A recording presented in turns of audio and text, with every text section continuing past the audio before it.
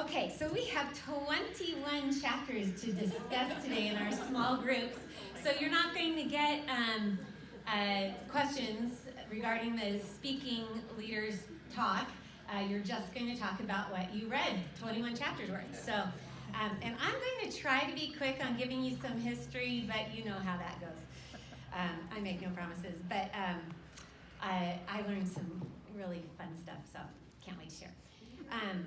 So, as I started reading Acts, I was wondering, why is it called Acts? Luke, who wrote the book, didn't give it a title. It was actually titled by an early church father in the 100s, and his name was Irenaeus, and he called it Acts of the Apostles, and we've shortened it to Acts. So Acts of the Apostles. What do you think about when you think the word apostle? Well, we rightly think of the original 12 when we hear the word, right? Those original included Matthias. Those 12 held a very unique role in establishing the church, and they're even mentioned in Revelation as their names being on the gate of the New Jerusalem, or the wall. In the book of Acts of the Apostles, we really only hear about Peter and John of the original 12. The word apostle means to be sent out. And so we read how Paul was sent out by Jesus, and he himself refers to himself as an apostle, and we'll read that in Galatians. Barnabas was referred to as an apostle in Acts 14:4, and if you read that account, that shows how he was sent out by God. The book also speaks of Stephen, Philip, Silas, and Apollos. So Acts of the Apostles is a good title for the book. Those men were all sent out by God. However, some feel it could be called Acts of the Holy Spirit, which is also a good title, since it's obvious it was the Holy Spirit who was doing the work and having it that good news spread like wildfire. Speaking of fire, as I was reading Acts 2, boy, that seems so long ago, like a year ago, or maybe it was just 2 weeks ago. But my brain paused on the word Pentecost. I never thought past the name. My Gentile brain has only ever known Pentecost as the day the disciples received power from the Holy Spirit. But this time, the word Pentecost stood out to me, so I did a little digging. This is what I read. The Christian holiday of Pentecost, which is celebrated the 50th day from Easter Sunday, commemorates the descent of the Holy Spirit upon the apostles and other followers of Jesus Christ while they were in Jerusalem celebrating the Feast of Weeks. Wait a minute. Celebrating what? The Feast of Weeks. Well, remember how I said that God is the master storyteller? Well, he blew my mind this week when I was doing some research. I want to share what I found. And these are things that this Gentile has never heard before. So, the definition I just gave sure does sound like Christians marked the date to be the 7th Sunday from Easter Sunday. But it wasn't Christians who made up that date. I'm going to go back here for a minute and review some history. Remember 5 weeks ago, I talked about a couple of festivals that were instituted by God himself in Leviticus. When I talked about the festivals, I mentioned that there were 3 festivals that God commanded the men of Israel to travel back to the temple and make their offerings. I told you about 2 of those festivals because they were mentioned in our reading at the time, in John. I talked about the festival of unleavened bread that starts the day after Passover. Remember, just before that festival, Jesus feeds the 5,000, and then he says, I am the bread of life. And then I told you about the festival of the booths, or the ingathering, or tabernacles, or Sukkot. That's Sukkot. They're all referring to the same festival. Where the priest, remember that one where he went down to the pool of Siloam and drew out the water and headed back to the temple. And at that moment, Jesus says in a loud voice, if anyone is thirsty, come to me and drink. So that was that festival. I love remembering how Jesus fulfilled the symbolism of those festivals. Well, there was a third festival that I didn't tell you about, but it was mentioned in our reading in Acts, so here I go. The third festival that Jewish men were commanded to make a pilgrimage to Jerusalem was called the Shavuot, or Feast of Weeks. The word Shavuot means weeks. The holiday Shavuot has also a few names, just like the other one. It is also known as the Festival of Harvest, with its first fruits, versus the Festival of Ingathering. Remember, I compared that to Thanksgiving. That's all their harvest comes in. This is the first fruit of the harvest. And it's talked about in Exodus 23, 24, or 34, and Leviticus 23. So, the order in the Jewish calendar is first Passover, and then the Festival of Unleavened Bread. That's in the spring. 7 weeks after that, then they celebrate Shabbat, and then in the fall, it's Festival of the Booths. 3 pilgrimages in 1 year. So those who didn't live in Jerusalem had to do a lot of walking. If you were up in Galilee, you had to walk 3 times a year to Jerusalem. So, regarding the Feast of Weeks, Leviticus says, count off 50 days up to the day after the 7th Sabbath, and then present an offering of new grain to the Lord. So it's 7 weeks. In other words, they begin counting on the 2nd day after Passover and count until the day before Shabbat, which is 50 days. Jewish people called this, and still call this counting the Omer. An Omer is an ancient measurement for dry commodities. So 1 Omer equals about 4 pounds of grain. So each male was to bring their first fruits of their grain to the temple and offer it there. So here's a side note. I read that they were not allowed to eat the grain before the sacrifice was done at the temple. So picture a wife up in Galilee, and they've done their farming, and they pull in some grain. I could just see that wife going, sweet, fresh bread. But no, they can't have fresh bread until the husband heads on back down to Jerusalem, which is a 2 to 3 day walk, and offers it at the temple. Then they could partake in their crop. And here's another side note. God doesn't change. He still wants the first fruit of what we have, not what is left over. I'm just saying. That's a side note. Okay, anyway, these festivals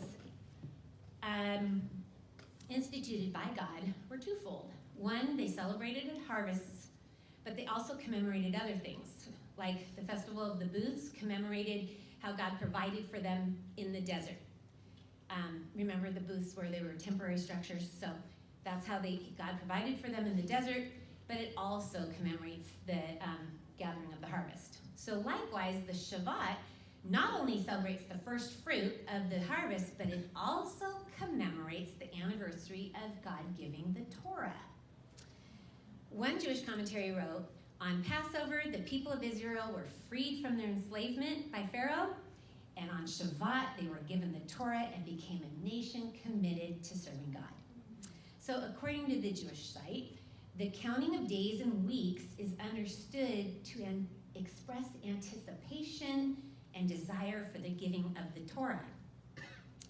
So let me give you a full picture of what it looked like when they got that Torah. Let's go back to Exodus, when the people were in the desert.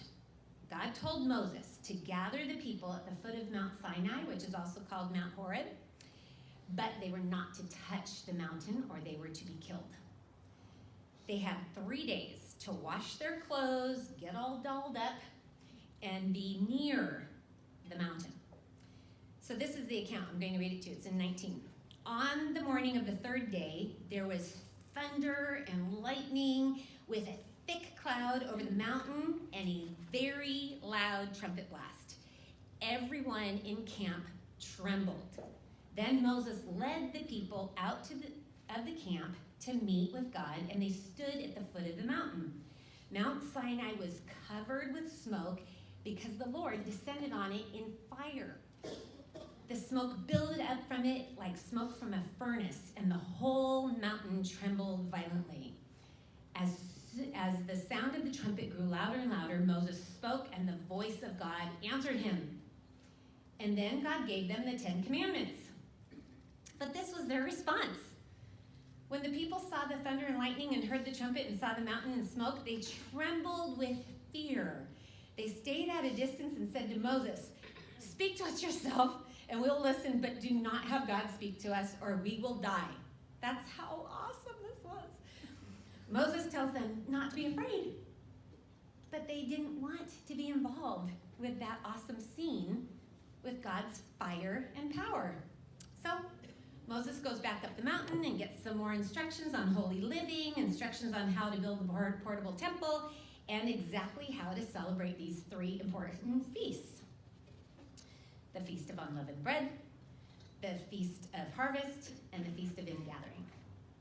So, the Festival of Harvest, or Shavat, which means weeks, 7 weeks, 50 days, when translated to Greek, is Pentecost. Pentecost is Greek, and it equals 50th day. Pentecost is one of the big 3. I didn't know that. That God commanded the Israelites to make the pilgrimage back to Jerusalem to celebrate.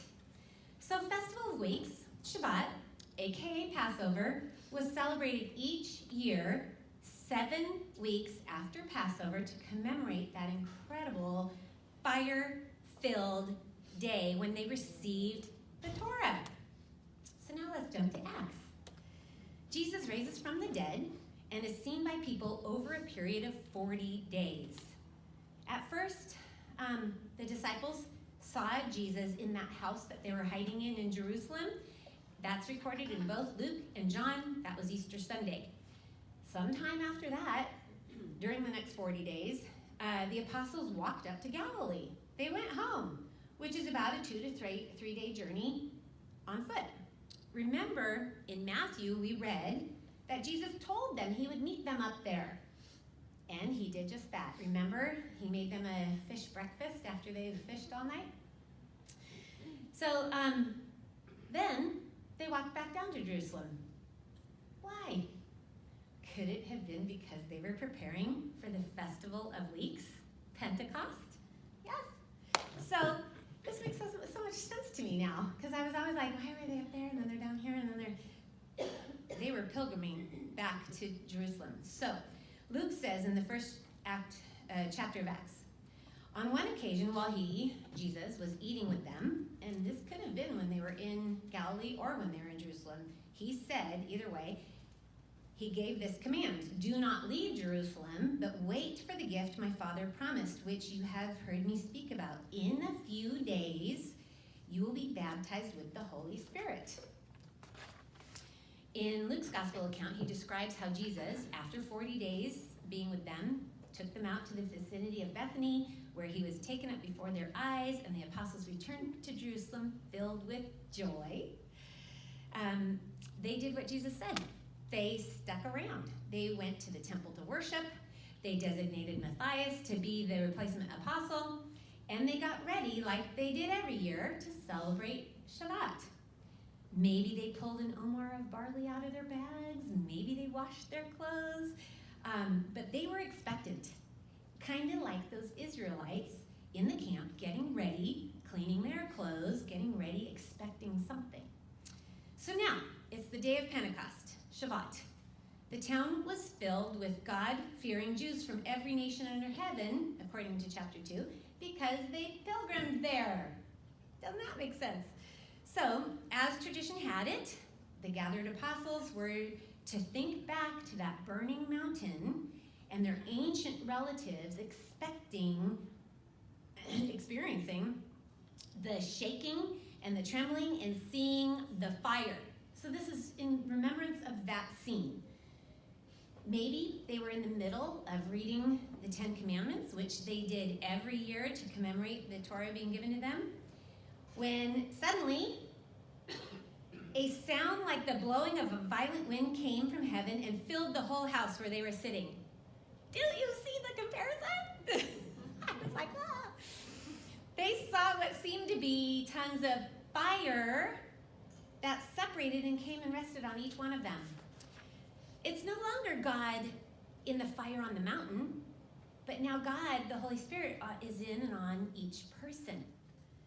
Did I not tell you that God is the master storyteller, foreshadowing every bit of his plan with Jesus and the Holy Spirit? Pentecost was the day God gave the law, and the same day he gave the Holy Spirit. I think of that verse that John said in his gospel, out of his fullness we have all received grace in place of grace already given. The fire that burned on the mountain now burns in each believer. Man, when I ponder that,